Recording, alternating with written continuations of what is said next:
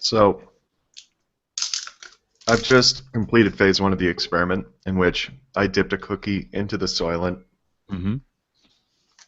but I've discovered that that doesn't work particularly well.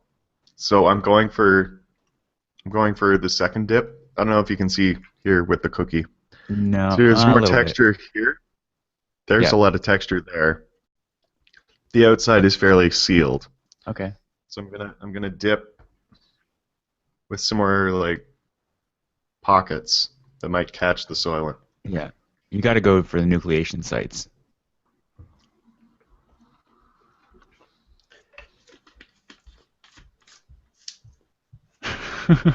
Okay. So it's not good. Well, it's not good, but it's not bad either. Like the Soylent is so bland that it easily melds in with whatever the cookie tastes like. Right. But that said, when you bite a wet cookie, you You expect it expect. to have Yeah. some extra flavor like milk or coffee or whatever, Yeah. and it just tastes like a wet cookie. Interesting. But it is a more balanced breakfast than just having cookies, I guess. Yeah. Well, when you only have half of your normal amount of Soylent, you gotta supplement it with something, Right. and when you're running 5 minutes to the show and you don't have anything else. Oh, absolutely. Yeah, I completely agree. Mhm. Have any of us tried baking with Soylent yet? No, I don't really No. bake at all, so have you? I feel no, but talking about a cookie, it reminds me of I've seen recipes for Soylent cookies, Huh. or at least protein powder cookies. I'm assuming you can adapt Soylent to those same I, recipes. I'm curious about that because it would give you the experience of food, Yeah. but not needing. Maybe if there's some kind of no-bake cookies so that you could not potentially ruin any of this stuff that's in it. I don't know. As far as like the minerals and Yeah. whatnot. Not that a lot of them would not be Yeah. impervious to that, but It's not like you're grilling or frying it on like a 600-degree right. Fahrenheit surface. I think most of the stuff would be preserved at 350. Yeah, I would think so. Anyways, this is Hello, episode welcome to the show. 109. And after that live experiment, Nick, did this mystery piece of follow-up you have fit at the beginning of follow-up, or should it be in the middle or at the end? Oh, let's go straight in the beginning. Okay. So I went to the Calgary Zoo yesterday to what was it? It was like a group interview for new volunteers, and I had two people ask me about the podcast. So if you're listening, welcome. So they recognized you from the show I and was then gonna say, are listening? No, I mentioned that there was a show because one of the questions was what brings you to the Calgary Zoo, Right. and so as you well know, biodiversity is one of my favorite topics on Future Chat. Hmm. And so I said, well, this is one thing I really like reading and discussing, and I found out the Calgary Zoo does a lot of biodiversity work, and so here I am. So what would you be volunteering doing? Like, is it Oh, just like whatever. okay? Quite likely it would just be talking to guests. Okay. So no training of tigers or anything. No, not so much. All right. I think my long goal would be to work in the gardens and the greenhouses, but Right. yeah. That's interesting. But yeah, so so Nick, one lady, sorry? by talking to people, you mean like the zoo equivalent of a Walmart greeter? No, because you wander around the whole of the zoo. Okay, so more There are mobile various, than your there are various typical. places that you can be within the zoo. Anywho, one lady, I believe her name was Lydia, she studies bats, she has a PhD, and I believe she studied some manner of sandy-colored bat. Hmm. So if you're listening, pleasure to have you aboard.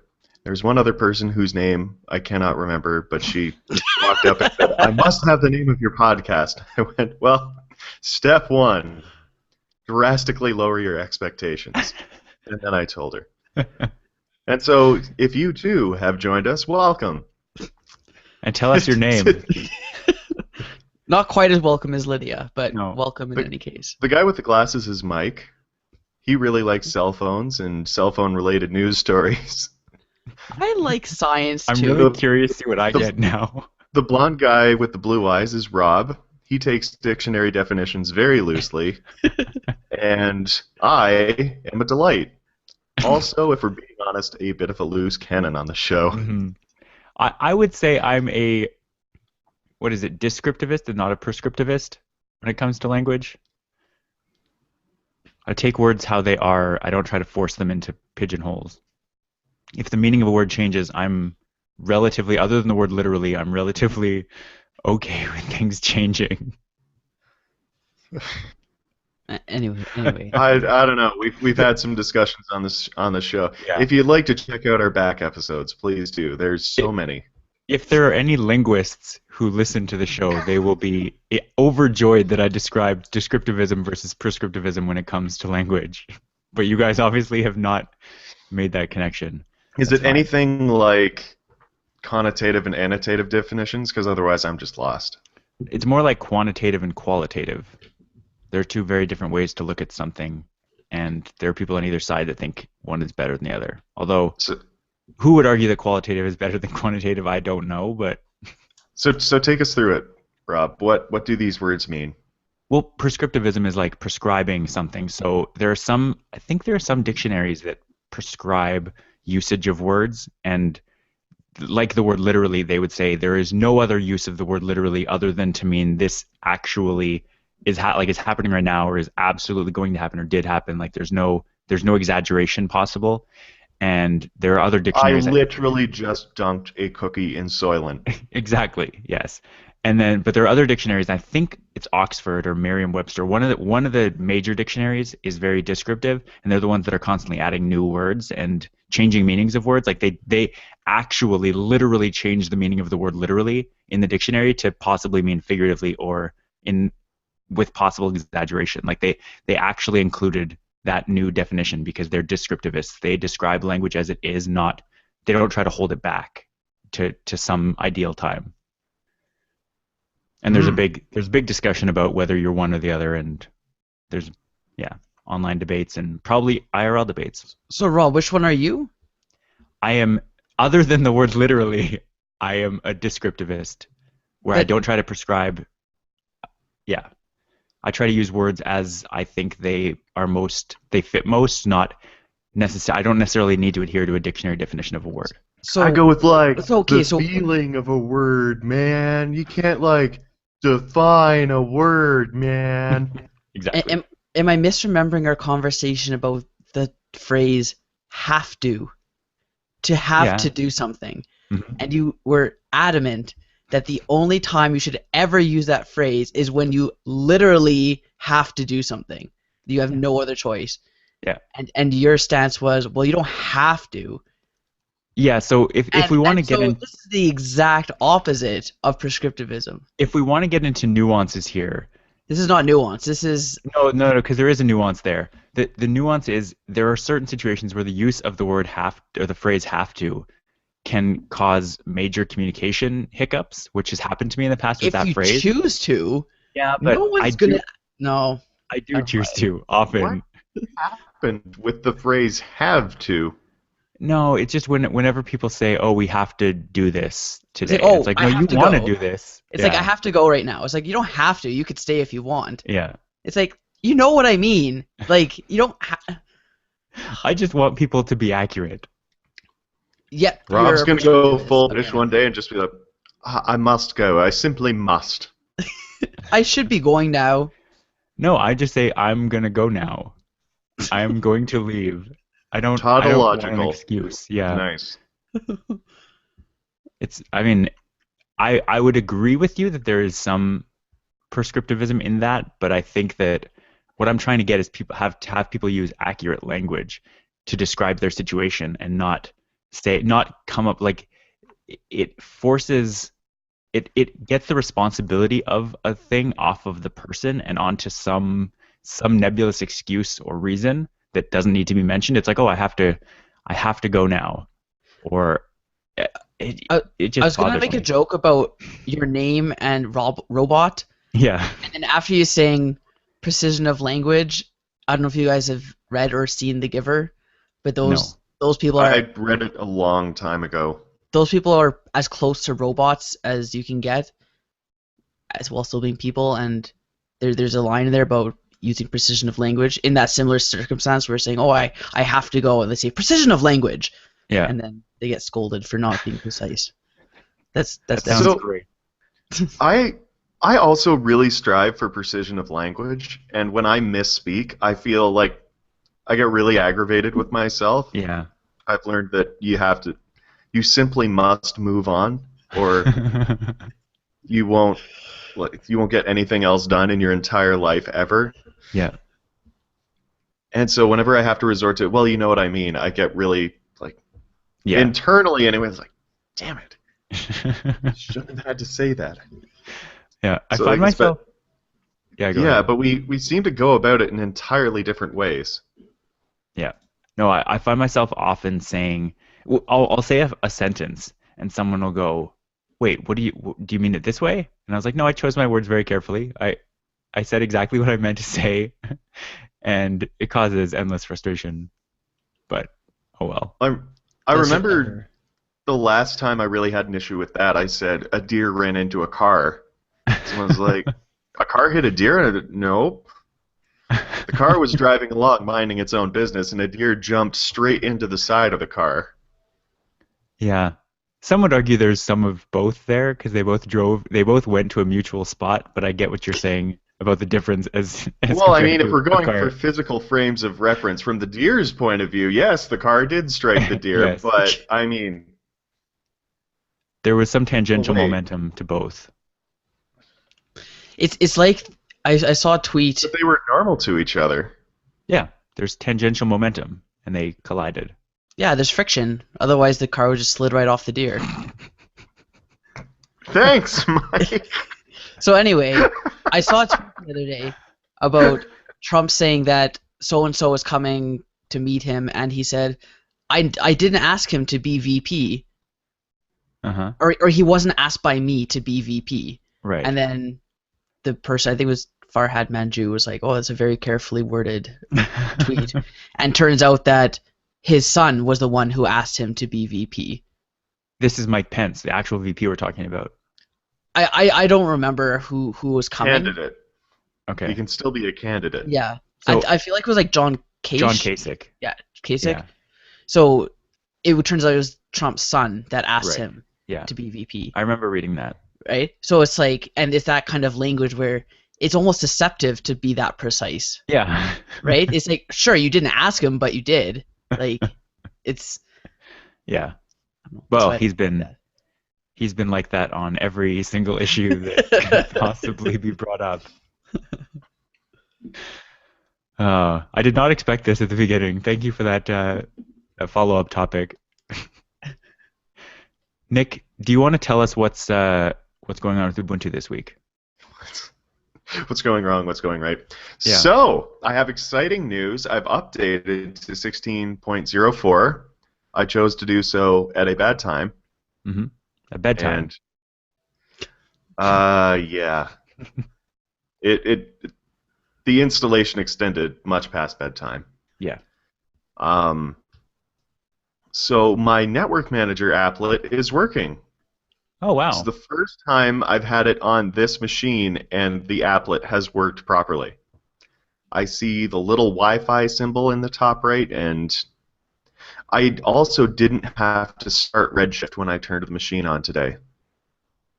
It started itself. Yeah. Yeah. Redshift being like f.lux, but I couldn't Yeah. get f.lux to work. Right. However, I still can't log in regularly. That's not good. Nope. I have to. I simply must choose the. I think it's the 0.0.41 kernel or something. Right. Whatever that option is. It's the one before the current one that will actually allow me to log in. Right. And fingers crossed, maybe now that it's 16.04, there's an easier fix to it Yeah, that I will be hopefully. able to find, and then my computer will work exactly as I want it to. Sure. I want to believe that. Me too. I'm sure there's some program that you really wish you had that you just can't get. I don't know. Not really. I mean, the only thing would be an interface for the Zune, and I feel like we're far enough past that Or well, I can let that go now. even the iPod is dead now. Like, And oh the man. Zune killed it. Yep. That was the death blow right there. You know, it's like in Kill Bill, where they have that punch where you can walk 5 steps and then your heart explodes. That's what the Zune did to the iPod. Of course. Because Microsoft made it, and people were like, "Wow, these things can be tremendously uncool." And then they kept on with their iPhones or their iPods, and it just eventually they took 5 steps and went, "No, I Well, just can't anymore." Arguably, they put themselves out of business with the iPod because they just came out with the iPhone Well, that yeah, exactly. had the iPod in it. So, just who needs the iPod anymore? So before we move on to the only arguably real follow-up we have, I wanted to check in quickly and just see are you guys still playing Pokemon? What level are you at, if so, and how is your strategy going? Mike, I especially want to hear how your strategy is going, knowing where Nick and I are at. Okay. Do you want me to start then? Yeah, go ahead. Okay. So I'm at level 14. I'm 3/4 of the way, 4/5 of the way to 15. Mm-hmm. And my strategy so far has been save up my evolutions for an all-at-once Lucky Egg run to double my XP as I do it. Mm-hmm. Now- That's a fairly common and regularly suggested method of gaining XP is doing Mike? evolutions. Whilst Mike, could I describe Being a your lucky level as 14 going on 23? So this is where I'm going with this. So there's been a lot of articles circulating lately, and I've noticed it myself, that as you get higher in levels, it's harder to catch Pokemon. Not necessarily because they're at higher CPs, but even the lower CP ones are breaking out of balls a lot more or running away and whatnot. And I feel this is more than just confirmation bias, because I'll throw like a single Pokeball with no berry or anything at a low level Pidgey, and it'll just bust out and run away. And like it's happening a lot more So regularly. can I share an anecdote? Sure. Okay. This is Here, totally just anecdotal. let me finish first. I'll let you finish my strategy. So it was on that specific topic okay, of so people escaping or things escaping. okay, fine. People You escaping. say what you're. I've discovered a ball that can catch humans. I found that when I was coming up to a level up in the last, like between say 13 and 18 or 19, I found that as I was approaching the level up, that was happening, that it was harder and harder. But then as soon as I crossed the threshold into a new level, it was easy again. So think about that. That was my anecdotal That's experience. weird. Okay. That is interesting, actually. But anyway, So- go on. My original strategy was to save up enough Pokemon, Pidgeys in this case, to evolve to get me to, max out my Lucky Egg time. So my half hour, and people have been kind of giving a number between 40 and 60 as kind of the maximum that you can fit into a single Lucky Egg period. Mhm. I'm around 40 something right now for having evolution saved up. But now I'm starting to think that I almost want to just normally get my way to like 20 or something, and then do all my evolutions to kind of get me Mike. over that last Oh hump my god. when it's harder to catch Pokemon, because I don't want to. It's I not. don't want to rush to 20 and then suddenly not be able to catch Pokemon. As someone who is at 20 right now, it's been easier to catch than it was before 20. Is it though? I will share an anecdote here.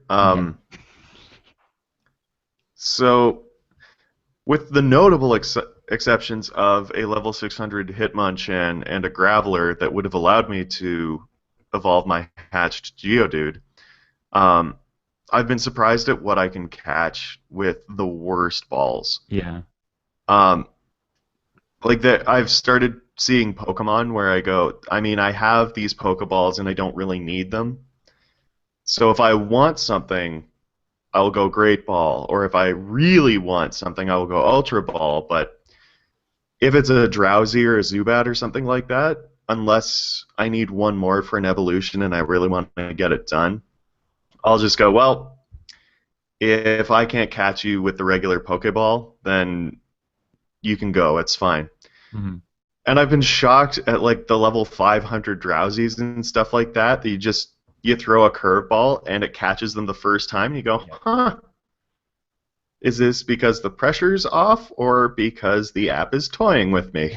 Yeah, I completely agree with that. Drowsies Especially are. with Drowsies. Yeah, I can catch like a 300 plus Drowsy with the Pokeball, no barrier or anything. Mhm. Like, but you have like 100 level Pidgeys that bust out and run away like Yeah. 3 times. So Agreed. Or the one Bulbasaur I've ever seen in the wild. Just berry, great ball, and then it runs away because Yep. So yeah, that's fine. Was there anything else to your strategy that you wanted to like? Nick and I both think your strategy is crazy, and now you're telling us you're extending it beyond level 20. well, I don't know. I'm considering it. My original plan was to get to 15 and then do it, Mhm. but I'm still not at the 60 evolution point. So I feel like once I hit 60, then I'll do it. But I'm 'Cause not. at 15 not- you get another egg. Yeah, like I'm not in a rush, but I'm trying to make use of the time I have while I'm still lower level to catch these more common Pokemon to build up my candies I wouldn't before it worry gets about it, harder. but do what you want.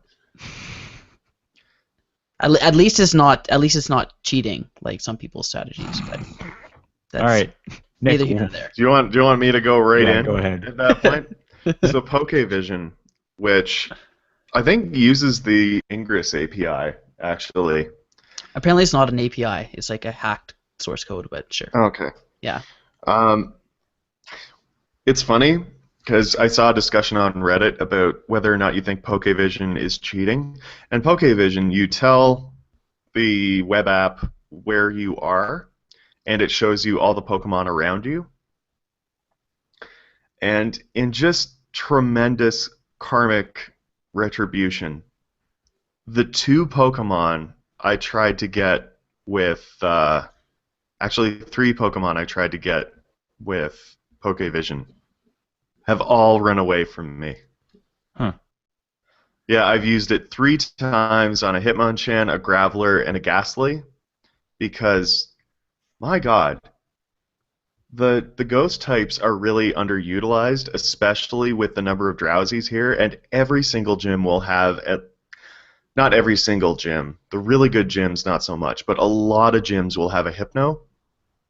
Yeah, You can they will. take a level 400, like I think mine's 492 Haunter against a level 900 Hypno and get at least halfway through them if you're using Lick.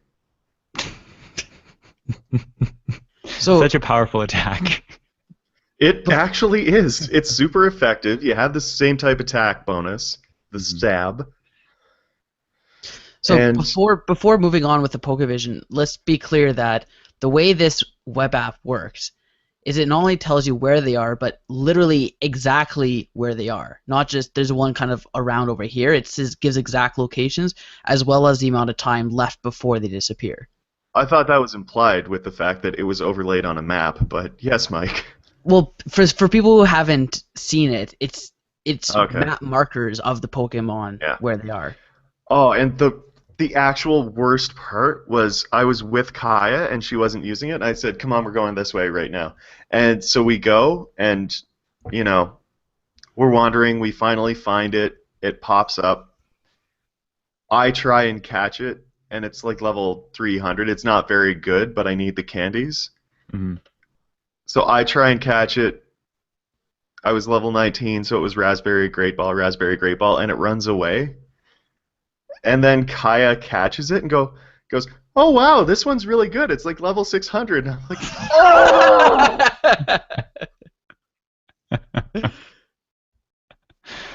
Oh man. Wait, That's so what level is she? She's 18. Okay. So it was the same Ghastly though? Graveler. Oh, sorry, I thought you were talking about the Ghastly still. So okay. So it's the same Graveler, but hers was a different level for her? Yes, if Oh.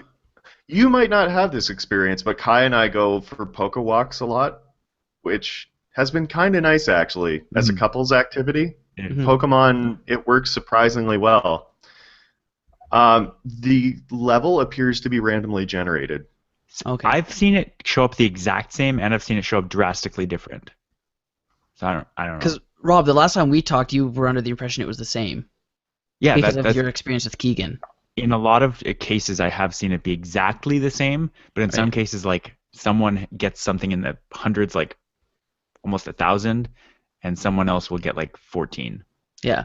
Like it's Like either the same or very different. like on Facebook, I've seen people catch like level 14 Jolteons. Hmm. Like so that can only be random. Wow. Yeah, that's not something that you just naturally expect. Yeah. So interesting. Yeah, I need one more Ghastly to evolve my Haunter. We actually went to a gym the other day that had a Gengar there, and my God, like no matter what I threw at this thing, it was just going down. I had stuff like a couple hundred CP levels higher, and still just couldn't get it. Hmm. Interesting. So, like I said, we'll save any discussion we have, and we have one thing we want to talk about, but we'll save it to the end of the show. I'm also a level 20. Just got there a couple days ago. Loving it. Very easy to catch Pokemon. Not hard How at all. far into level 20 are you? I'm like 20% of the way through. Oh, I might have got you, Rob. You do have me because you live downtown. I live nowhere near anything. Oh, that was going to be my other thing. In talk of strategy, hey Mike, don't you hate it when you keep swiping the Pokestops and it keeps telling you your bag is full and you're like, I guess I have to throw away some of these Pokeballs and I actually potions. do hate Oh. that when I'm downtown, but I haven't been downtown in like a week, so I'm running. I have 2 Pokeballs left, and then I have 15 or so Great Balls, and that's Mhm. it. Oh man, But sure sucks. Do you want me to tell you about what items I have? No, nobody wants to hear you. I've been starting to throw away the potions though, and Yeah. the super potions because I now have 77 hyper potions and I'm just Yeah. not going through them. Yeah. And they're also super convenient because you heal whatever in just one spray. It's beautiful. Yeah. Okay, so we'll leave Pokemon behind for now. Push it out of your memories. Leave the app open so the GPS instability will give you some distance. Oh yeah. And I'm not just talking to you two. I'm talking to everyone listening. You can put it away for now. We'll come back to it. Okay. Right now, on my eggs. I'm 3.8 kilometers, 1.3 kilometers, and 1.6 kilometers. We will check at the end of the show. All right, beautiful. The last piece of follow-up we have, because this has already gone on half of the thing, I wanted to talk about Falcon Heavy. We will leave behind the news that SpaceX landed another Falcon 9 last weekend. Awesome, by the way. No issues. It was on land, so it was like very, very easy. But what is Elon Musk up to this week? To be fair, this isn't even Elon Musk corner. This is like the least Elon Musky part of what Elon Musk is up to. But Oh my. he put out a couple tweets. So people who are familiar with SpaceX may know that there's Falcon 9, the rocket they've been using for the last couple of years, but they're also developing Falcon Heavy, which is their distance/high speed rocket, and this is the one that's eventually going to be used for a potential Mars mission. And basically it has one giant rocket in the middle and then two smaller rockets flanking, similar to what the space shuttle looked like. I believe the space shuttle launcher, it had three bodies. It had two smaller ones that then kind of jettisoned off early. And we've learned this week that the Falcon Heavy, they're going to build two new landing pads at the Space Center. So there'll be three in total. And when they do launch Falcon Heavy, the goal is going to be to land all three of those rockets nearly simultaneously. Two of them will be simultaneous, the two smaller ones. And I'm just so excited for the visual, because hopefully they'll have a helicopter at a far enough distance. I want to see the visual with three rockets all coming down and landing in the same space, like almost in the same shot. Like I just want to see that so badly. And I am very excited. Falcon Heavy is supposed to be launching for the first time, I believe, this fall. There's a scheduled launch, and I am extremely excited.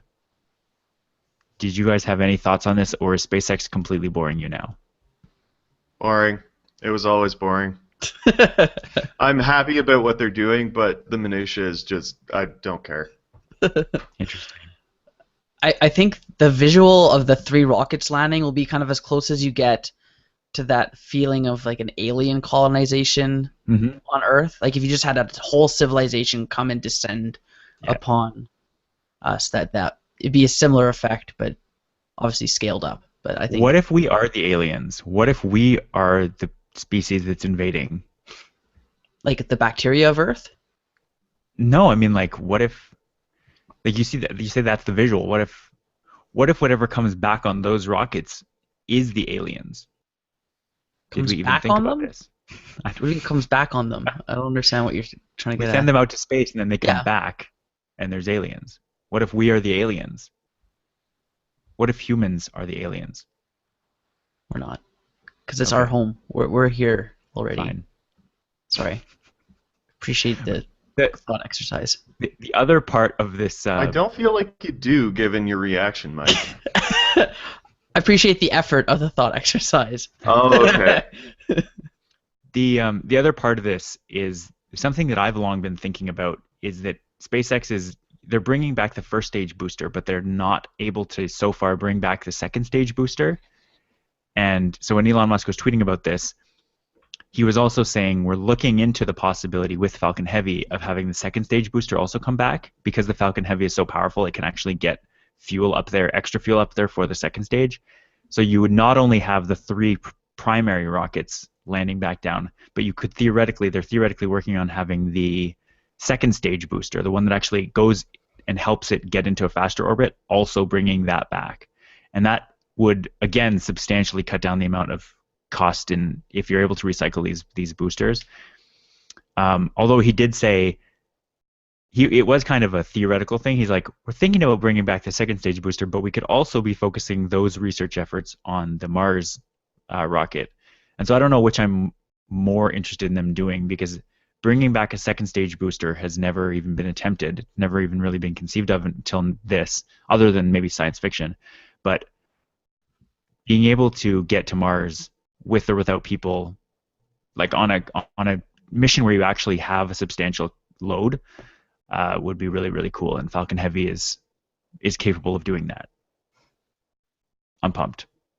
You know what I find interesting, and I just thought about this, that it's so expensive to be having to make new boosters or rockets every time that it's still worth their time to put R&D and carry extra fuel to bring the boosters back. Yeah. Than it would be to just make new boosters every time. Mm-hmm. Like, that's kind of crazy. Yeah, and to have the people like doing the R&M on these boosters to bring them back to operating capability versus just building new ones. I don't know. Space travel seems expensive. Yeah. Nick, you look quizzical. And or muted. Muted, definitely muted. So I asked a question a couple times, and you guys just blew right through it. I was like, maybe they don't want to talk about it? No, I was asking what R&M was. Repair and maintenance. Oh, okay, thank you. Yeah. I had no idea about that either. I think I heard R&D and I just went with it. I said R&D as well, but Yeah. R&M is repair and maintenance. Did you guys? This brings to mind a video that came out this week. Do you guys follow Minute Physics at all? I I watch it every tangentially once in a while, follow- but I don't yeah. follow it. Okay. He put out a video talking about how you'd be able to send a probe to the sun, and how it's actually more challenging to do it from closer in the solar system. Like to send a probe from this to the sun from Mercury is vastly more difficult than it is from Pluto, because you have so much more orbital momentum at Mercury, and so basically, if we want to send a probe to the sun, we send it to Jupiter because that's easy and relatively cheap, and then drop it down from there, just because it gives you a chance to, as opposed to getting a gravity assist to speed up a booster to get to the outer solar system, you actually use a gravity assist to dump some momentum by going to Jupiter, and then slow down the momentum of the whatever the probe you're sending, and then drop it effectively straight down, hopefully.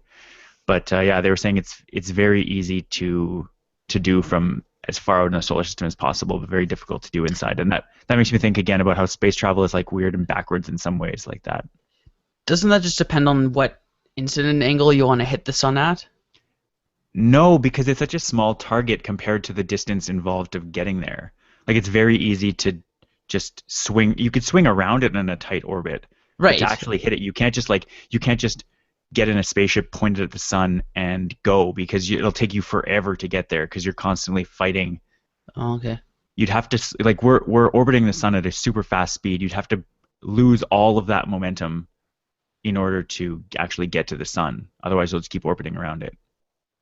It's a very interesting video, and I'll find a link and put it in. It's only like my favorite thing about Minute Physics is like 2-minute videos, so you can just watch all of them. I love Should it. be called 2-minute physics. Stop being so prescriptivist. Descriptivist? There's a genre called 5-second films, and they have about 1.5 seconds of intro and 1.5 seconds of outro, so the actual video ends up being 8 seconds for 5-second films. And they actually have a thing in their frequently asked questions where they address, hey, why do you call it 5-second films if your films are 8 seconds? And he said, well, we imagine you're the type of person that's not very much fun at parties. Yeah, it's a fair point. So yeah, that's it for SpaceX. I'll put a link to that video. It's a very cool video. I would suggest that since you guys obviously don't subscribe to Minute Physics, you should definitely watch that video. I subscribe, I just don't follow them. Like, I don't keep up with their videos.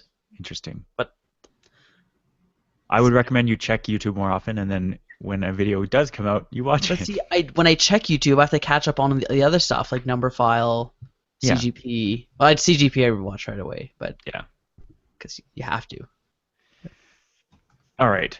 So this piece of news came out this week, and it was so highly anticipated, and it was so big that I sent you guys a message saying we should have an emergency meeting about this, which didn't happen, but that's fine.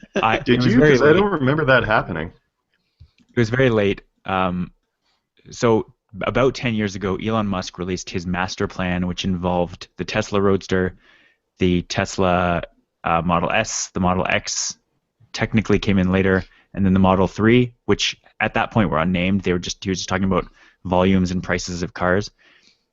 And this week he released a second master plan that he's been hyping up and talking about for the last couple of months.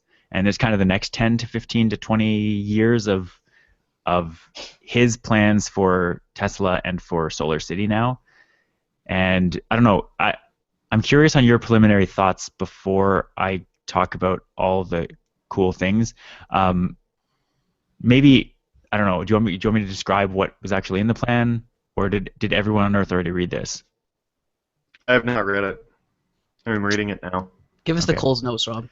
So there's a few pretty big things here that are worth kind of talking about. Basically, what he wants to do is make all of Tesla's vehicles solar powered, whether that is through solar panels on a house and like solar generated electricity, whether that is on solar panels on the actual vehicles themselves. He mentions not only cars, not only mass transport through cars, but coming up with public transportation and coming up with transportation infrastructure like trucks that are solar powered and powered by EV. I just think this plan is so obvious in the way it goes about things, just like the first master plan was to eventually get to the Model 3, which is like a $30,000 electric car. And yet it's so huge in scope that it's still impressive. And the other thing, like he talks, of course, about autopilot and addresses some of the issues that they've had in the news recently, and how really it's fine, like it's much better than human-driven cars, and so that's not really a problem. He describes the beta tag for autopilot and talking about how it's not beta software in the traditional sense, where you're kind of kicking the tires of something, haha. But how this is really just trying to push technology forward because they need millions of miles driven to teach autopilot. And I think one of the most interesting things to me, and this is probably the most contentious thing, because people don't necessarily want to share cars right now, so it would take kind of a paradigm shift of thought. But having a thing become where when cars are self-driving, when Tesla specifically are self-driving, you could theoretically almost Airbnb your Tesla and put it on a Tesla network where anyone could summon you could summon any Tesla to you through this network, through anyone's ownership. Much like Uber. Kind of like Uber in that or Car2Go, maybe? Yeah, instead of driving your car, instead of like having a driver for your car, you would just hit a button and it would go into the sharing network. And while you're not using your car, Right. you would be able to make money off of it being used by other Tesla owners. And But at that point, the car would have to basically drive itself. And there's a whole bunch of things that would have to go into that, like insurance and being able to get your car repaired if it somehow gets into an accident. Like there's a lot of issues there. But talking about how being able to like rent out your car or have other people be able to use it while you're not using it is a very intriguing idea for somebody who, like me, who uses public transit a lot and likes the concept of Uber. Like taking that one step further seems really interesting to me. So there's a lot in here, but so I'll summarize I'll just give you the TLDR that he put in at the end of this master plan. So solar panels on the roofs of vehicles that are integrated with battery storage. An electric vehicle product line to address major segments, that is like trucks on the highway doing deliveries, doing like nationwide transport, and public transit. Self-driving capability that's 10 times safer than regular human drivers via fleet learning, and then letting your car make money for you while you aren't using it by leasing it out or sharing with other people on the network. All very interesting. So I don't know, do you guys have any thoughts? It's going to be interesting to see the auto mechanic repair market change with this, because right now every auto shop, you bring in someone that is trained, say on Ford, that you can probably fairly easily adapt to a Toyota, to a Honda, whatever. Like obviously there's going to be nuances and differences in how they're built, but a combustion engine is a combustion engine kind of thing, right? So or suspension is suspension and whatnot. I'm sure Tesla, I'm not a car guy or anything, but I can imagine Tesla is substantially different just by the fact that it doesn't have a combustion engine the same way. Suspension and under the car, I don't know how that differs, but again, it's probably different enough that you couldn't just put anyone on there and they'd know how to fix it. Not to mention, I believe Tesla has their own specific licensing or accreditation, like that you're only allowed specific trained people to operate on Teslas. Right. So if they're going to get into like the large scale market, not only with consumers but with business, with logistics and that kind of thing, that like the biggest expense with trucking is repair and maintenance. So you need people trained in that. So this is to go political, it's very high in job creation, I think, if this is kind of the route they're going. So it's nice to see that, that there's an upside to his master plan, Mhm. aside from the environmental benefits and such, that it kind of opens up this whole additional market for the auto industry that is arguably it's a bit better now, but it saw its low time Yes. not too long ago. So Nick, did you have any thoughts? I'm so very pessimistic on the solar panels. Okay. It sounds like a great idea. It's just, yeah. it's very region specific for how successful it's going to be, if that's what you're getting at. Yeah, like I could see this doing so well in Southern California, Mhm. Or Arizona. get outside, but Calgary, Edmonton, high level, not so much. High level. Right. Well, honestly, like if you were doing this thing in high level Alberta, Google it. It is obvious when you see it why it's called high level. I just don't see it being as successful. Oh, that actually brings us into a story I wanted to talk about, but I don't think I put it into the notes. I would say you almost definitely didn't. I like the ride sharing aspect. That's interesting to me. Yeah. I like the idea of saying, I'm going to be home all day, or even half the day. So my car is available between noon and 5, and if someone needs to use it, go ahead. And I can imagine that in their system, they'd build in, a trip planning thing. So if someone wants to order a Tesla, they say, okay, where are you going to?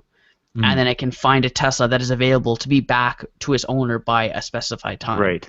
Because I'm thinking like, okay, I'm not using it now, but if I plan on needing it in 2 hours, how can I guarantee that I will have it back by the time I need Yeah. to use it again? So I think that they'd have that incorporated into the system. I would imagine there's a lot of things like that. Like you'd probably not be able to leave city limits. Right. You could, or at least you could set it up that way, because of like you wouldn't want to rent out your car if you were going to need it in 6 hours, and you wouldn't want someone driving it for hundreds of miles and then having no battery Yeah. in 6 hours. So there'd have to be restrictions on that. Like there are all kinds of things to think about, but they're not unsolvable problems. I was just thinking now too that you almost need to make it. I'd say that it only be between Tesla owners, but that wouldn't really make sense. But you need something like that though. There has to be some high barrier to entry so that not just anyone could just order a Tesla and ride around in it for free. I think for it fun. would have to be Tesla owners. What's that? I was going to say my concern would be wrecking your car because Yeah. they say That's what I mean. They want you to be able to make money from your car, so I assume people are paying for it. Right. But that's what I mean. Like another Tesla owner would understand and appreciate, and that there'd be almost like a accountability, because Right. if they're loaning someone else's car, they're participating in the program too. Mhm. So they'd want the people to take care of theirs. So it's kind of like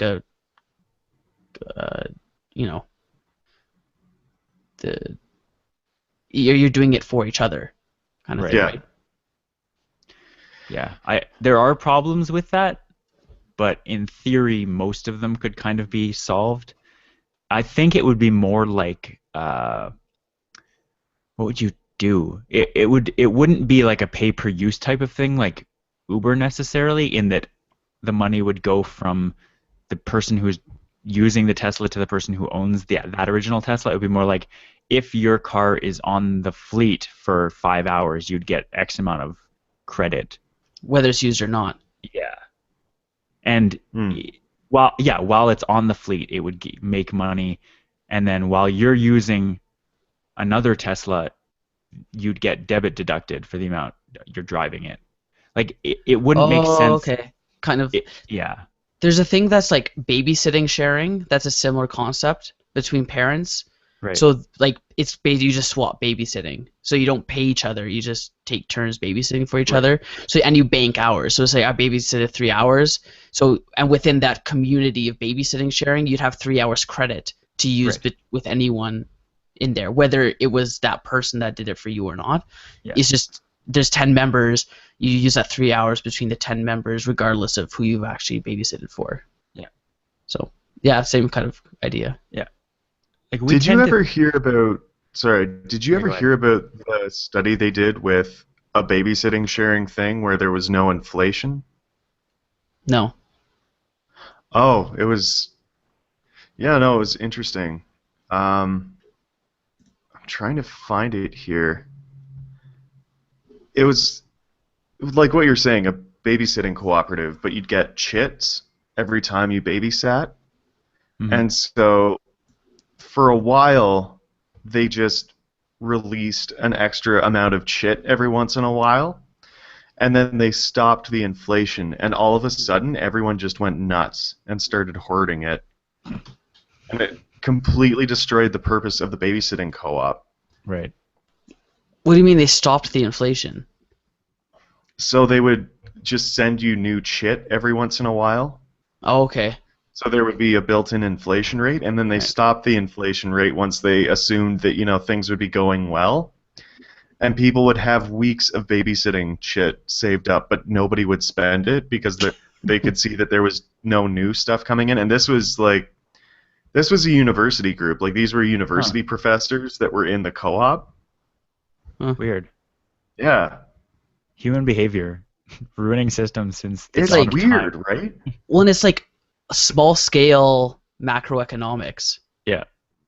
That's crazy. That's almost like that's how like a national currency would work. That Yeah. would like raise. I guess that'd be increasing interest rates almost, like printing Kind of, yeah. or printing less money. I guess. Mhm. Yeah, and controlling inflation that way, and you just start hoarding it.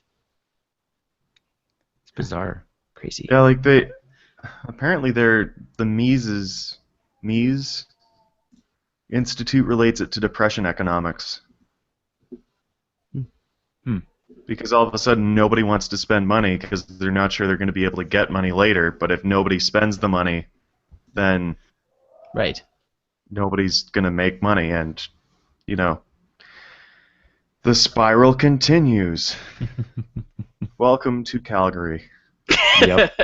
But see, at least with Calgary, you have governments able to inject into infrastructure Well, Yeah. yeah. to invigorate the economy. Bizarre. Yep. So we're approximately at an hour. We still have the Pokemon thing we want to cover, but there's also all this other stuff because follow-up took half the time.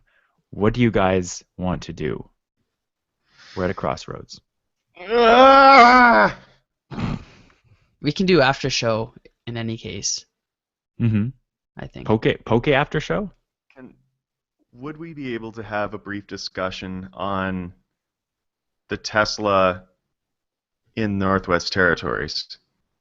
Sure. What does that even mean? Is it a discussion or is it Like, like as just in- mentioning it?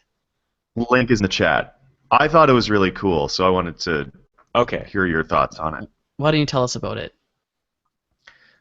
Well, a man from Hay River, Northwest Territories, buys an electric car, a Tesla, and he calls it the Polar Express.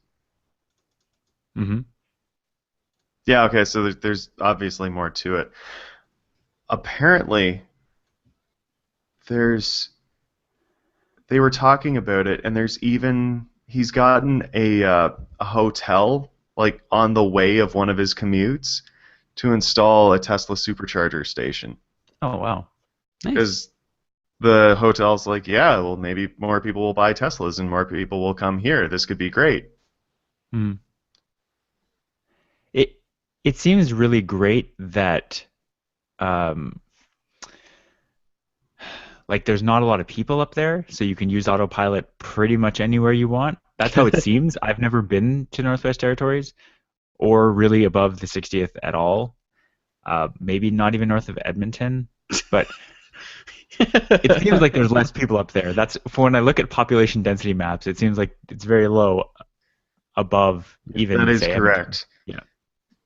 The density is significantly lower because why in God's name would you live in such a place? Exactly. Well, Why, Mike? Why? Because someone's got to. That's why. Yeah. There's money up there. This one's actually not even that far north. It's like just over the Yeah. parallel. Yeah. Oh, it's just over the tree line. Wow. I'm serious. It's not that far north. There is a lot further north you could go theoretically. Someone's jaded. It's And water have, now, and but have gone, but yeah, it's water now. it is water now. Most of it Now as in seasonally, or now as in? now, as in global warming is taken over. I see. Yes, they're all melted. Yeah. All the ice caps just gone. So, what did you want to say about this? You just wanted to point out that this exists? I thought it was really cool, and this guy seems to be pioneering a network of power generation in the far north. Yeah. It was the solar panels in high level that made me think about it. Right. Because, Yeah. yeah, can you imagine if all of a sudden Northwest Territories just became a hotspot for Tesla? I can't imagine that. I have no idea what they do for power generation up there. Oh, I was think it's gonna say, hydro. I wonder how much electricity is there. They How much have is- apparently Hay River is hydroelectric, which makes a lot of sense if you look at a map. Right. and his name. Right. You burn hay for electricity? River, Rob. Well, okay, there are so many places called river. That's hardly the unique part of its name. I didn't say it was unique. I just said it kind of highlights what might be a useful resource. No, it's true. In There's or a quote around here. it. There's a quote here: "If you do get stuck, all you need is an outlet with power, and what town doesn't have power?" And I think that statement is a lot more falsifiable up north than it would be closer to the Canada-U.S. border, where population is more Well, dense. no, because all towns have Hashtag- power. Hashtag first world privilege. Yep. No, but like all towns have power. It's just whether or not you Jeez, can actually Ghana, get to that what next village town over. doesn't have electricity? Even they're working Oh, on like wind power maybe. to generate it. Ghana's not a good example. But No, it's not. Yeah, this is definitely first world privilege problems. Oh, it's the best Western hotel in high level. Yeah, Huh. high level or high river? Now I'm confused. Hay River, Hey, high wait. level. but he commutes through high level. And Oh, so he's getting okay. he's getting the best Western in high level to put in a charging station. So it's not Hay River that's generating the electricity for. Well, it is when he's charging his car overnight. Yeah. Yeah, I thought this could be a fun article, and We're just getting confused. No, it is a fun article. you're just going straight up pigeon on a statue with this story, Mike. Well, to be fair here, Nick, he's looking, this guy, there's a quote here from this guy, James Locke. He's looking into getting a solar array put on his house so he could charge through the sun. And he's way up in the middle of nowhere. Yeah, it's like good luck with that. I was gonna say he obviously hasn't God. done his research. Just put up a vertical axis wind turbine. They're Yeah. great. I honestly don't know why we don't use them more, and I'm not an engineer. I'm no scientist, but I'm no engineer, but it just seems like vertical axis wind turbines would be so much better. What is a vertical axis wind turbine compared to just a regular wind turbine? So the axis of rotation is vertical. Thanks, Nick. Thanks, Tips. How about that? No, but- there's. Please continue. Oh, I'm in a mood.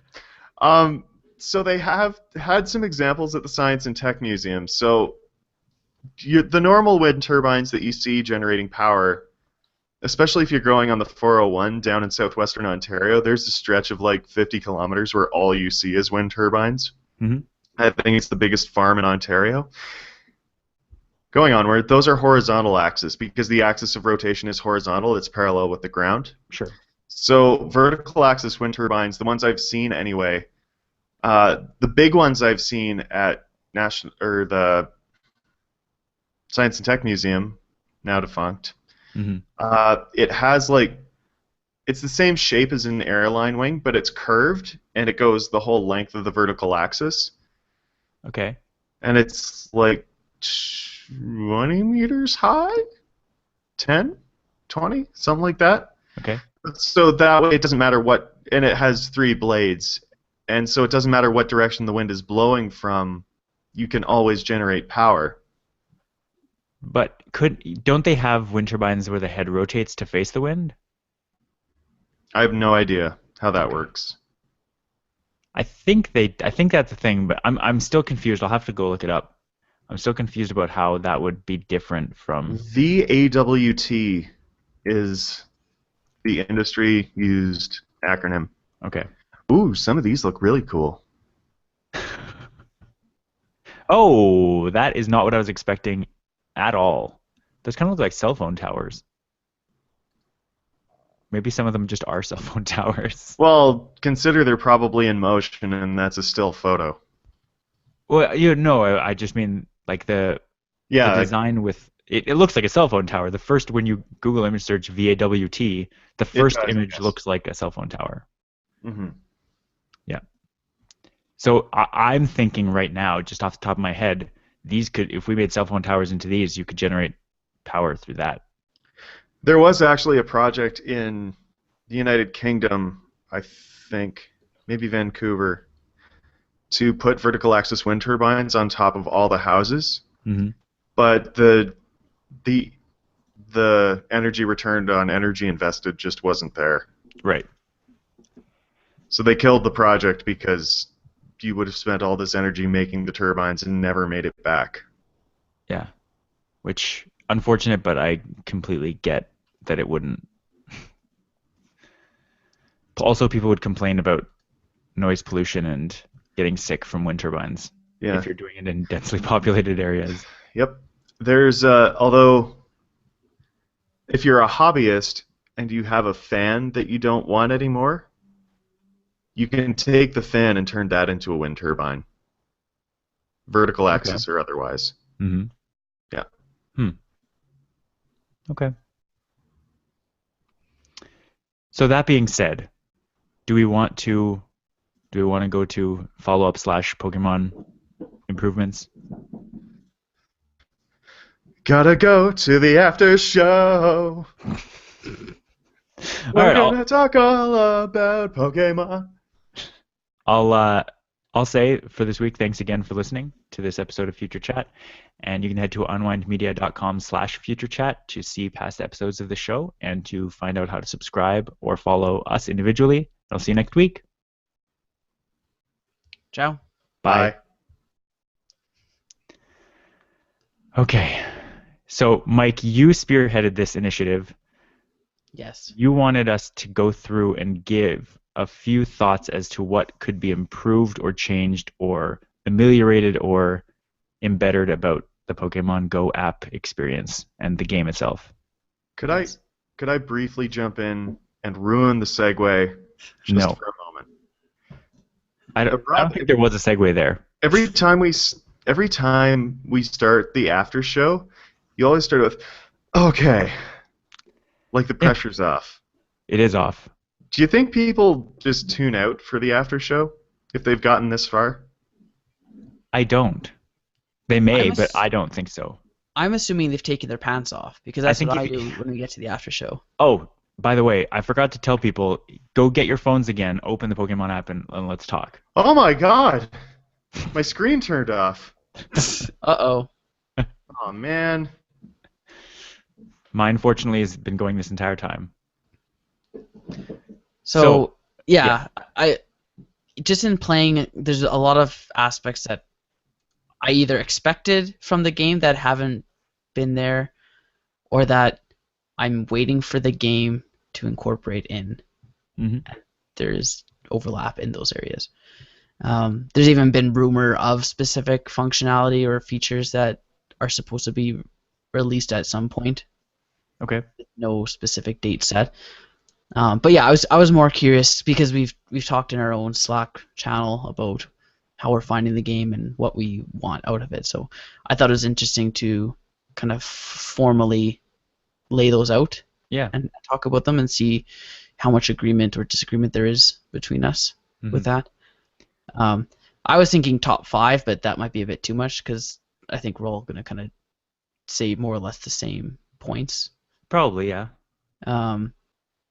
So maybe maybe we can at least start with the one thing we want to see in the future from it, and we can try to be different if one of us has already mentioned it. Yeah. So Rob, why don't you go first and say what your biggest desire is from the game in a going forward sense? I think my biggest desire from the game is to have it not. I don't think it should be completely useless to be stationary. And so that's really more of an algorithm tweak than anything else. So I think that if I'm just sitting here at home and I don't live downtown or in a populated area, there's no Pokestop nearby. That's The your app own is fault, basically. Rob. Sorry? That was your choice. Oh, if I had known this This is game the was going to be peril of released, suburbia. I would not have moved here if I had known that. You had Ingress. You had access to Ingress. You should have known. Ingress has more portals than Pokemon has Pokestops and gyms. It's not that big a difference. It's big enough in a rural area where you're expecting more. I mean, Anyways, within the walk from here to 1 block south, mhm. there were 3 portals, and now there are 2. Right. It's not that big a difference, is it? So if I look at just 1 block around me, the one that was there is still there. But if I expand to about, say, 500 meters around me, it went from probably being about 20 to 25 portals down to about 4 Pokestops. And so for me, I would like when I first opened the app at home, there were 2 Pokemon there. And I was like, oh, this is awesome. I'm going to be able to catch Pokemon at home and I won't have to necessarily go out for a walk. But now, I can keep the app open all the time. And, I maybe get 1 Weedle a week. That's, at home. There's nothing here. Can I say something on that? Because I find when I'm at work, there are Pokestops all around me at work, and there's one right outside my work I can access. But even if I leave the app open, there still aren't many spawning spontaneously.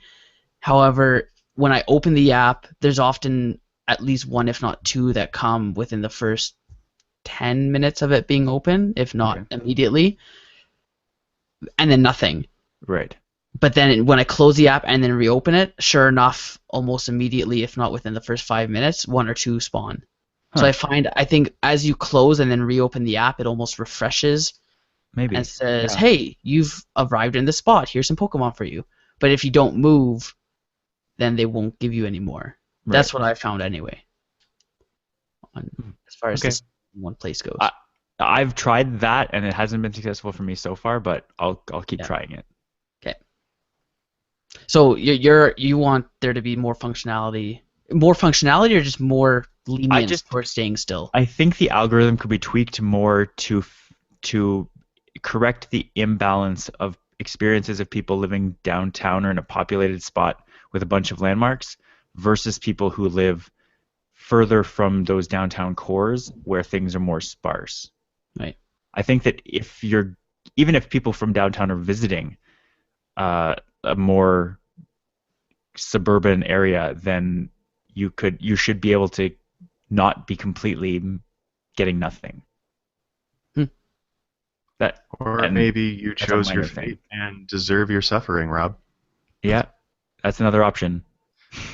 Because the Steve Dangle podcast, which does discuss Pokemon a lot, they talked about this. And 2 of the co-hosts live in downtown Toronto. Mm-hmm. So one of them lives right across the street from a gym. They can get to it from their living room. Okay. And the one chose to live in Oshawa when they work in downtown Toronto. Are either of you familiar with how long that takes? No. Or Toronto traffic in general? No. Okay, he's looking at an appreciable commute. I think it's about an hour, especially in traffic. Yeah. Mm-hmm. They told him that he chose his fate, and he has to live with it now. He's the only one of them that spent actual real money on Pokemon Go. Right. Yeah. Okay. I'm just noticing a parallel here. Sure. Okay. Mike, what do you have? I would like to see more I kind of have two, so I'll Okay. pick one for now, and I'll say the second one later. Yeah. So, I like a way to train your Pokemon outside of just like finding more of them and giving them candy. Because even when you fight in gyms, the specific Pokemon don't gain anything. Like they No. don't level up. You don't get more Stardust. You don't get more Right. candies. It's just you get XP, but there's no incentive to use specific Pokemon or to work on a weaker Pokemon to make them stronger or anything like that, outside of just Right. catching more of them and leveling them up.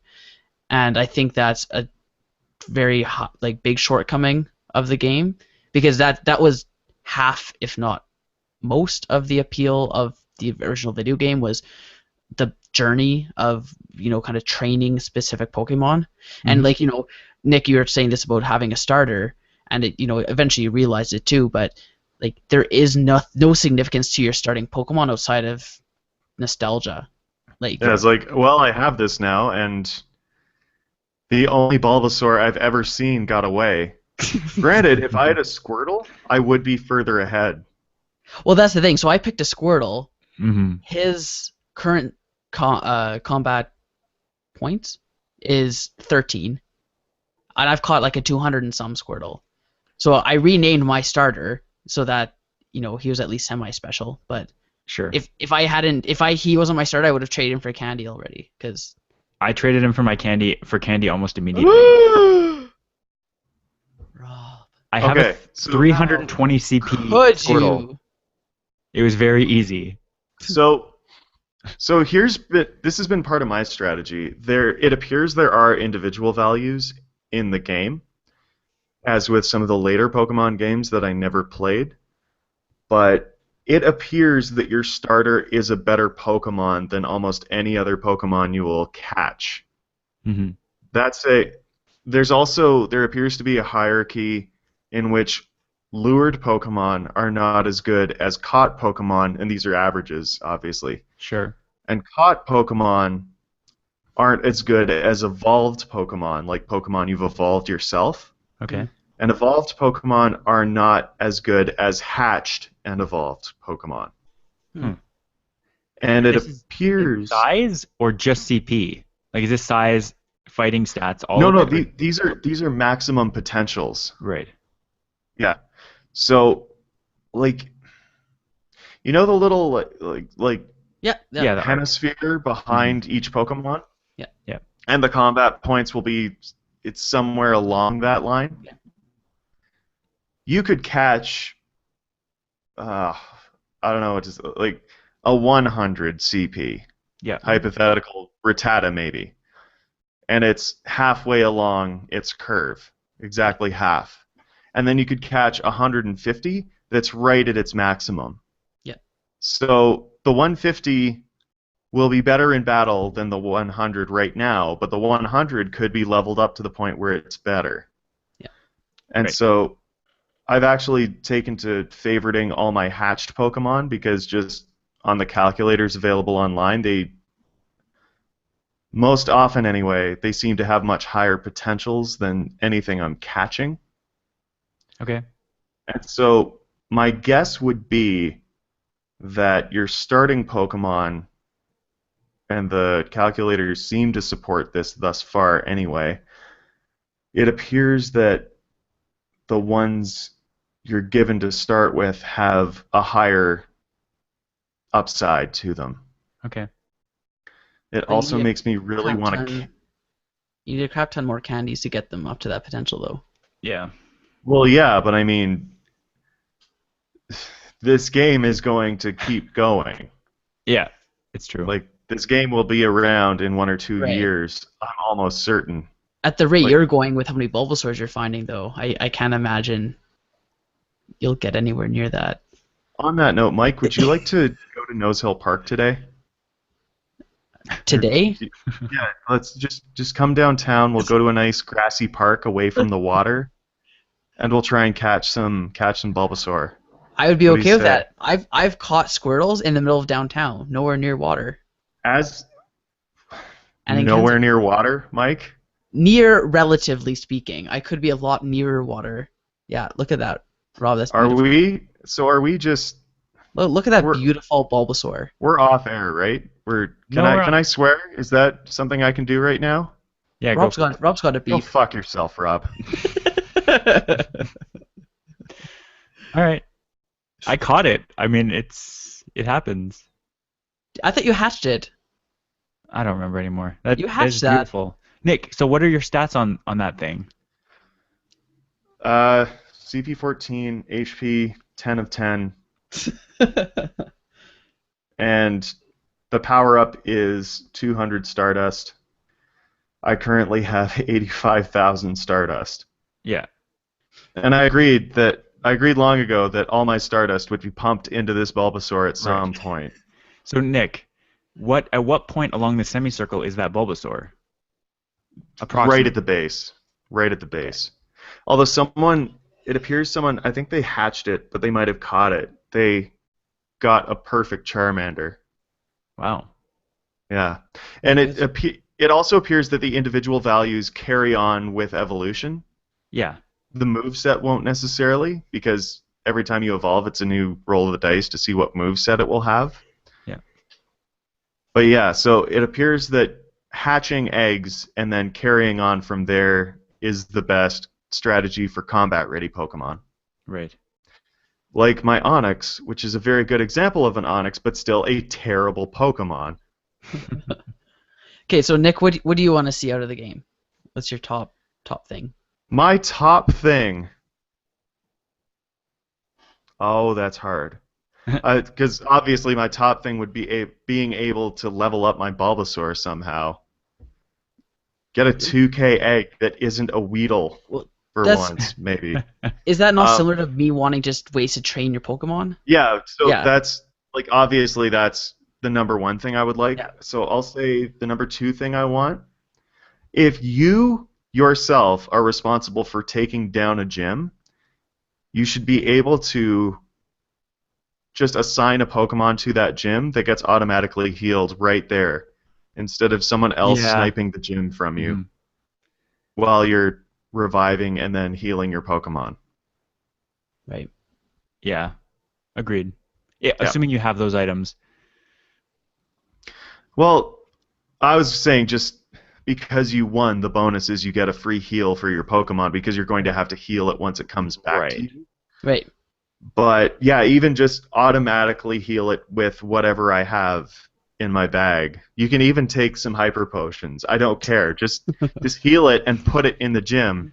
Yeah. Right. Because I think I took down a gym a total of like 3 times the other day, and each time someone from Mystic or Valor was around. Actually, there was Nick. also someone from Instinct that sniped it from me. You chose your path, Nick. You lived in a populated area. I did, and this is the problem I'm dealing with. Yeah.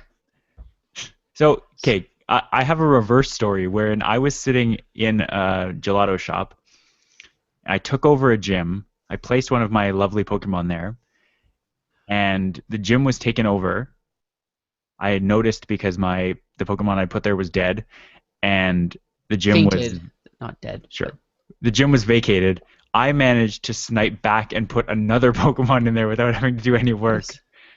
And then it also was immediately taken over. And then Rob, that is worth using Pokevision, It's not, actually. isn't it? It's not. Pokevision is a tool that some people question, or the morality of which some people question. right. Rob's just straight up being a dick. How is that? I won that gym fair and square. I can Okay. defend it. If I walk past a gym, that's You great. didn't beat it though. If I You walk didn't past beat it when you assigned a Pokemon there. If I walk past a gym that's gray, you can bet that I'm taking that gym. Yeah. I don't even care. Mm. So I- it seems we have a different set of ethics, gentlemen. Oh boy. So can I give my next thing that Yes. I want? Yes. There's a lollipop sitting next to a baby. Taking the lollipop. Yeah, The absolutely. lollipop's up for grabs. Baby doesn't hold on to it right now. Yeah. It might belong to the baby, it might not. But I got a lollipop. Screw the baby. It's all anonymous. Nobody will ever know who I am. Except for the username. The next thing that I want is to have more opportunity to get candy than from just either hatching an egg with that one Pokemon or catching them. I would like to be able to randomly get candy for Pokemon I have at Pokestops, like even if it's just one. I don't want to have that to would be good. like if I'm trying to, for instance, if I'm trying to evolve my Magikarp, which takes 400 candy, I'm going to need to catch so many hundreds of Magikarps. Or just in come order- across a Gyarados. I mean, that's much more likely at this point, but you're never going to evolve that. Not with that attitude. Yeah. You know what they can have is like a marketplace where you can trade candy. Candy for So candy? yeah, so it's like I'll trade you 10 Pidgey candies for one Magikarp candy. That's not a good deal. Well, as an example, Yeah, I know. right? I don't know how many Make that Pidgeys trade. you come across, Rob, but that seems like a pretty solid deal to me. Hundreds of thousands of Pidgeys. So, but this is How the much thing. because- Magikarp candy do you have, guys? I have 40, and I hatched an egg. You hatched them? Oh my god. So the benefit I of, have 62, never hatched. Wow. the benefit of being able to trade candy is if you live in an area like with a lot of Pidgeys, where someone else lives in an area with a lot of Magikarps, you just trade. Like versus Right. trading Pokemon, it's like I'll trade Yeah. you for candies, right? So this raises an interesting point that I had thought of. It's not really a thing to address in the game. It's just an open question that I had. If you're going to trade, whether it be candy, whether it be Pokemon, whether it be anything, do you need to be physically close to the person, or do you just Right. need to know their username? I don't know what I want, and I don't know what if they're going to do that, what we're going to get. I can't imagine it being very safe to have to be next to the person. Not next to, but like geoically close. Like within the scan radius Yeah, of within your the scan guy. radius. Okay. Yeah. I'm curious because that kind of goes with the whole trading thing, but then it would need to you wouldn't necessarily need to expose the locations of people. Right. You would just say, here's a list of usernames that are nearby. Right. I could see that leading to problems, and so they might just go, you don't need to do it, or Yeah. it's tough because there's privacy issues involved. Yeah. So they might just say open it up to anything, but they might just say you can't trade. I know there have been articles really saying eventually you will be able to trade, but that might be too contentious an issue to actually work in reality. It's hard to say. Same with like player-to-player combat. It'd be Yeah. interesting to see how they implement that. You might need to add people to a list of friends, and then you can fight your friends, or you can trade with your friends. I could see that as being a way. That would really open up the opportunity to just grind out things, though, wouldn't it? Yes. Like you could just make another account and then, oh look, my starter's going to take down all your Pidgeys. Right, but you Not could theoretically anymore, soft ban people for doing that, just like they have been for faking location and that. Yeah, like MMORPGs have been having to control that kind of thing for a long time. Like, World of Warcraft or RuneScape or whatever. Like, Yeah. I mean, Okay. there are already people, there are monsters out there in this world right now using Pokemon. They're literally just saving up evolutions to use a lucky egg and just evolve all at once and get double the XP. Like, there are monsters out there. People will do anything to get ahead in this game. Yeah, or just cheating and using websites that show you exactly where Pokemon are. That I don't know who would use that, but it's just Or being a giant dick. One of these things is not like the other. Yeah, I'm not being a dick. I'm just using a tool that's available to me.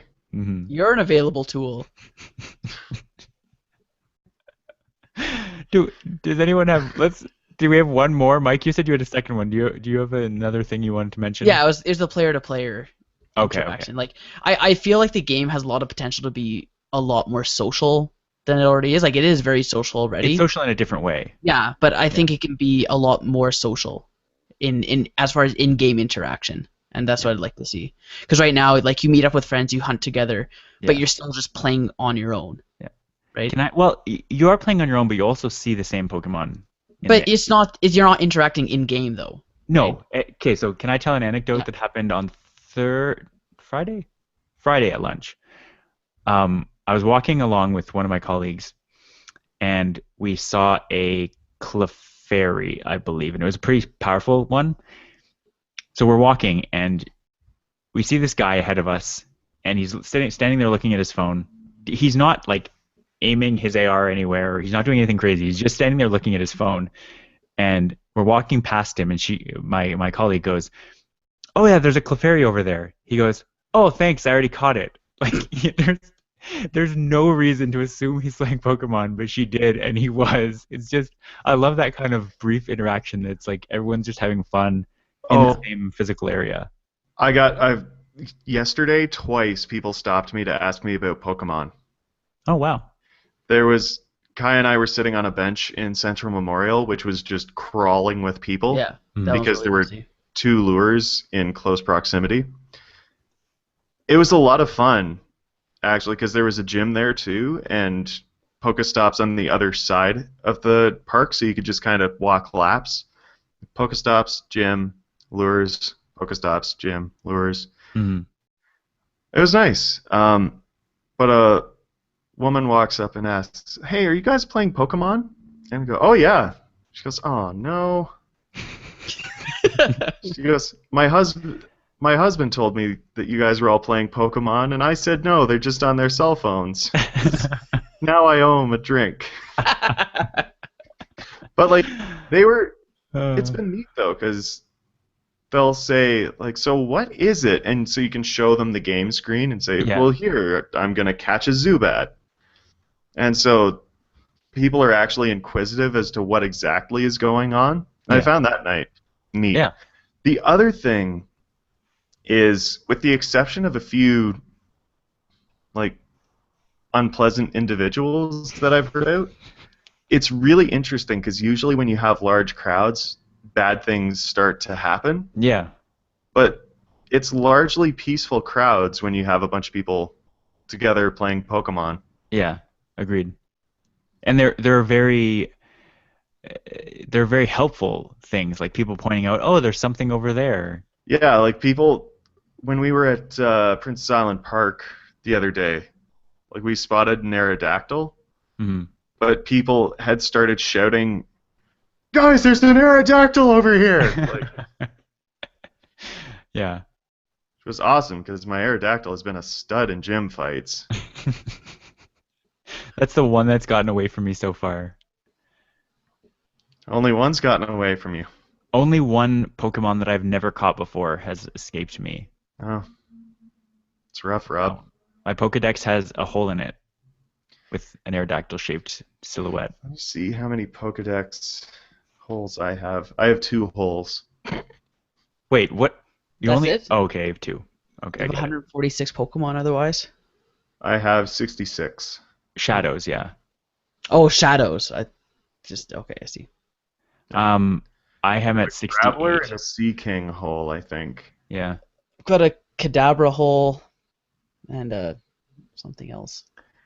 I also have 4 Eevees. I'm trying to figure out which one to evolve. Oh, I'm Now- ready to evolve an Eevee now. Do the trick seriously, because Keegan got 3 Flareons by not doing the trick. Oh, I'm definitely doing. I got Kaya to do the trick. Yeah. It's I'm waiting for a strong Eevee though, because like my strongest Eevee is only like 250 or something. Well, what are the individual values, Mike? Individual. Remember I was talking about this as part of my I know. strategy earlier? Where do you find those numbers though? You have to calculate them. I've got a Nidorino hole too. Ah, Hmm. sorry to hear that. Yeah, that's unfortunate. It is unfortunate. So how do you like? That's all just Algorithms? random calculations. Yeah. Like it's Well, it's not a real random thing. calculations. Not random, but it's It's not science. subjective. It's not. It's just this It looks like is science. Is it though? Yeah, it's math. It's quote unquote science. It's stats going on. Like, oh, where did I find this even? I found it on the Sulph Road subreddit. Okay. Do we have anything else to say on Pokemon? So Or much. anything? It's probably good for now. Yeah. I'm gonna go and try to find this Hitmonchan that's nearby. Good luck. All right. I'm Oh, stopping the pro broadcast. tip. Pro Oh, tip, you can yeah. use the Ingress app to find where Pokemon should be. Oh, that's good. That's a good tip. Because the XM fields are based on cell data usage, and that's also where Pokemon are more likely to spawn. Good tip. Thank you. Forgot about that. It's arguably less cheating than Pokevision, but 1,000 times less, if not more. Yeah, or work with the 3 steps thing that isn't even working right now. apparently that was intentionally disabled. Yeah. Yeah. Was To it you that told save- me that? To save No. server Yeah. Because of bandwidth. the Japan launch. Yeah. Well, no, because of server issues they were having just Right. in general. But it was in Oh, that's anticipation of Japan, and they're Right. going to re-enable it when France launches, apparently. Okay. That's what I heard. France. Getting in the way of progress again. Update: the Hitmonchan is gone.